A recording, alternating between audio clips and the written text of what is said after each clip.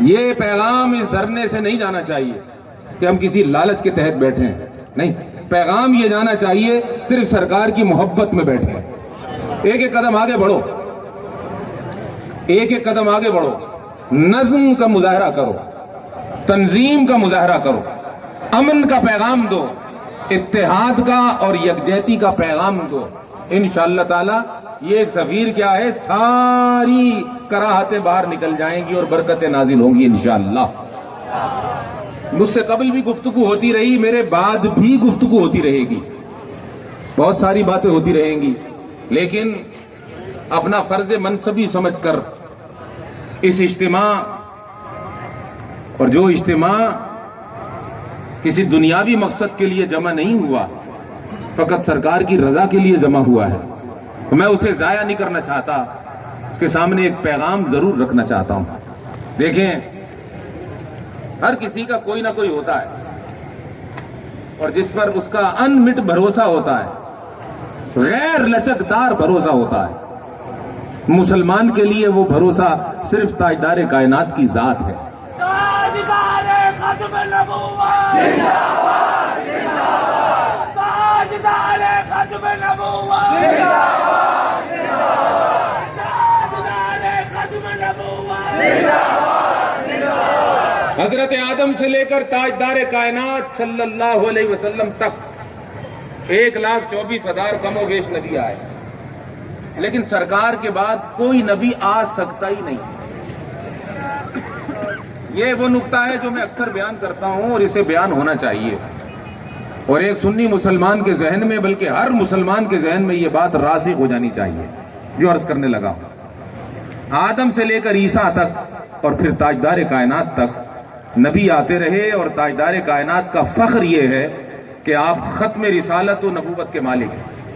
آپ کے بعد کوئی نہیں، آپ کے بعد کوئی نہیں، مطلب آ سکتا ہی نہیں، آ سکتا ہی نہیں۔ اچھا، یہ ہے ہمارا عقیدہ، اس پر دلیل، علمی دلیل، کتابی دلیل، یہ بے شک اپنی جگہ موجود ہے، مگر عوام کے مجمع میں ایک نالائق سا آدمی ایک سادہ بات کر دے اور اسی سے بات سمجھ میں آ جائے تو یہ کافی نہیں ہے آپ کے لیے۔ سادہ سی بات یہ ہے، نبی کے آنے کی ضرورت ہمیشہ اس وقت پیش آیا کرتی تھی جب پہلا نبی چلا جاتا تھا تو دوسرا آ جاتا تھا، پہلا نبی جب چلا جاتا تھا تو اس کے بعد دوسرا نبی آ جاتا تھا۔ یہ جانے اور آنے کا سلسلہ تاجدار کائنات صلی اللہ علیہ وسلم تک جاری رہا۔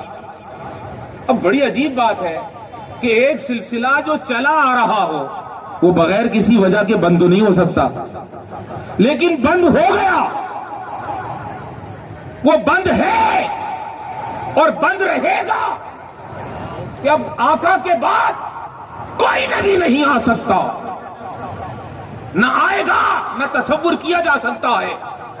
تو اپنے سینے پر ہاتھ رکھو اور اگر بات میری سمجھ میں آ جائے تو پھر اس کی تصدیق کر دینا کہ وہ جو سلسلہ چلا رہا تھا کہ نبی چلا جاتا تھا، آگے سے آ جاتا تھا، پچھلا چلا جاتا تھا، نیا آ جاتا تھا، وہ سلسلہ غلط نہیں تھا، وہ درست تھا، وہ رب کا قائم کرتا تھا، لیکن تاجدار کائنات کی ذات کے آنے کے بعد وہ سلسلہ بند ہو گیا۔ مخلوق نے رب سے پوچھا، مولا سلسلہ بند کیوں ہو گیا؟ رب نے فرمایا، قاعدہ جب تک پورا نہیں ہوگا سلسلہ جاری نہیں ہوگا۔ مولا قاعدہ کیا ہے؟ فرمایا قاعدہ یہ ہے کہ جب پہلا آنے والا نبی چلا جائے تو نیا آ جاتا ہے۔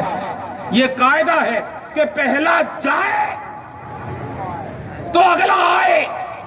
آمنہ کے لال تک تو یہی قاعدہ تھا، آمنہ کے لال کے آنے کے وقت بھی یہی قاعدہ تھا کہ جس کے لیے سب آ رہے تھے اب وہ آ گیا۔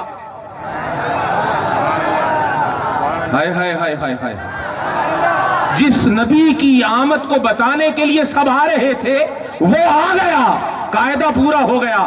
لیکن آگے تھا کہ اگلا تو تب جائے کہ آمنہ کا لال واپس جائے۔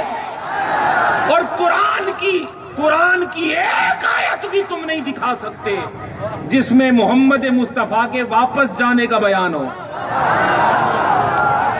میرے خیال آدھوں کو سمجھ آ رہی, آدھوں کو نہیں آ رہی.